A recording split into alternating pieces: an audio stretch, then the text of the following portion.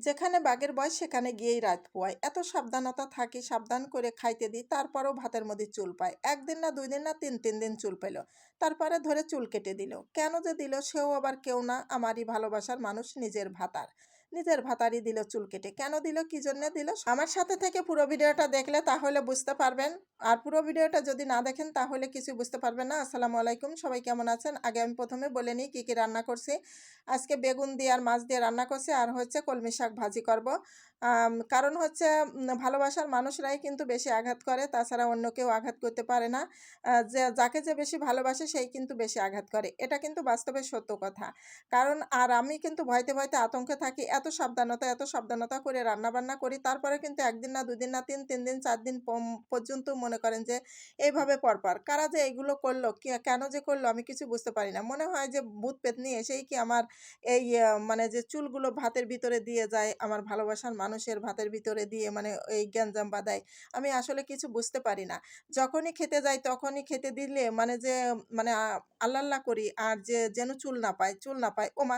তখনই কিন্তু একটা চুল সেই গালের ভিতর থেকে টেনে বের করে এনে দেখায় যে, "এই দেখো কত বড় চুল।" যখন বলল যে, "আর কি করা যায়? এখন থেকে আর তোমাকে ছাড় দেয়া যাবে না। এখন থেকে মাথার চুলগুলো সব মানে চেঁচে দিয়ে মাথায় কাপড় বেঁধে দেব, যাতে আর কোনোদিন ভাতের ভিতরে চুল না পাওয়া যায়।" এটাই হচ্ছে আমার ভালোবাসার ভাতার। আমার ভালোবাসার ভাতারের মতো এরকম কার, কার ভাতার আছে যে ভাতের ভিতরে চুল পেলে স্ত্রীর চুল কেটে দেয়? একটু কমেন্ট করে জানাবেন। আর প্রত্যেকটা মেয়েরাই কিন্তু অনেক, অনেক সাবধানতার সাথেই কাজ করে। কিন্তু সাবধানতারও মান নেই। আর যখনই আমি খেতে দিই তখনই কিন্তু আমার মেটে, ফ্যাপসা, কলিজা মানে যে ছিদ্র, ছিদ্র হয়ে যায় আল্লাহরে ডাকতে, ডাকতে। বলি যে, "আল্লাহ তুমি যেন ভাতের ভিতরে চুল কখনো ফেলাইও না। কারণ আমার নজরে ফেলাইও, তার নজরে ফেলাইও না।"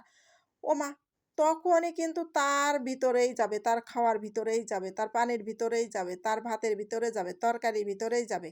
মানে যাই খাইতে দেব না কেন আর কারুর পাতে পড়বে না, তার পাতেই পড়বে। মানে সতিনের মতো। সতিন যেরকম পাল্লা দেয় না, আমার মাথার চুলও কিন্তু সেইভাবে পাল্লা দেয়। পাল্লা দিয়ে চলতেছে।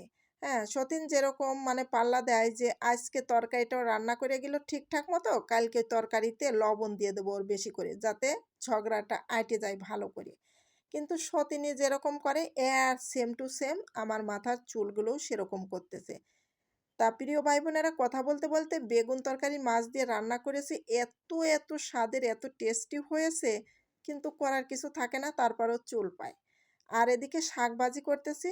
শাকগুলোও কিন্তু এত সাবধানতার মাঝে বেছে খুঁটে তারপরে ভাজি করি, তারপরে কোথার থেকে যে উড়ে এসে জুড়ে বসে মাথার চুলগুলো বলতেই পারি না। আর তখন ন্যাড়া না করে দিয়ে ছাড়বে বেটা মানুষ বলেন? যে খাবারের ভিতরে যদি চুল পায় ১ দিন না ২ দিন না ৩ দিন তখন বেটা মানুষ কি ধৈর্য ধরে থাকতে পারবে? ভালোবাসার মানুষই হোক আর যেই হোক সারাদিন খাটাখাটনি করে এসে যদি ভাতের ভিতরে চুল পায়, তখন তার চুল কেটে দেবে না ভালোবাসবে বলেন তো?